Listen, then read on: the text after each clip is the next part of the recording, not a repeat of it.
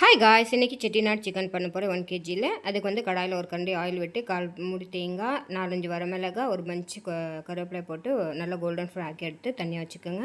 Whole spices போட்டு அதையும் எண்ணெயில் வறுக்கணும். அந்த டைமில் வந்து கடல் பாசி கொஞ்சம் ஜாஸ்தியாக போடணும். 1.5 டீஸ்பூன் கொத்தமல்லி வரை போட்டு அதையும் வறுத்து எடுத்து வச்சுக்கோங்க.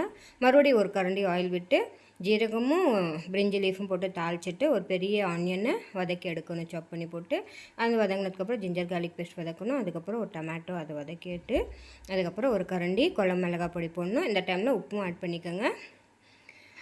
1/4 ஸ்பூன் மஞ்சள் போட்டு இப்போ இந்த சிக்கன் இதில் போட்டு நல்லா மூடி ஒரு 10 நிமிஷத்துக்கு வேக வைக்கணும். இந்த டைமில் நம்ம வறுத்து வச்சோம் இல்லையா தேங்காயெல்லாம், அதெல்லாம் ஒன்றா போட்டு மிக்சியில் கொஞ்சம் தண்ணி விட்டு இந்த மாதிரி ஃபைன் பேஸ்ட்டாக அரைச்சி விட்டுக்கணும். இதில் கொஞ்சம் தண்ணி விட்டு டைலூட் பண்ணி இதில் நம்ம ஊற்றிடணும். இது இந்த மாதிரி ரெடி ஆகிட்டு மூடி வச்சு ஒரு 1/2 அன் ஹவருக்கு வேக வச்சோன்னா சூப்பரான செட்டிநாடு சிக்கன் ரெடி. செட்டிநாடு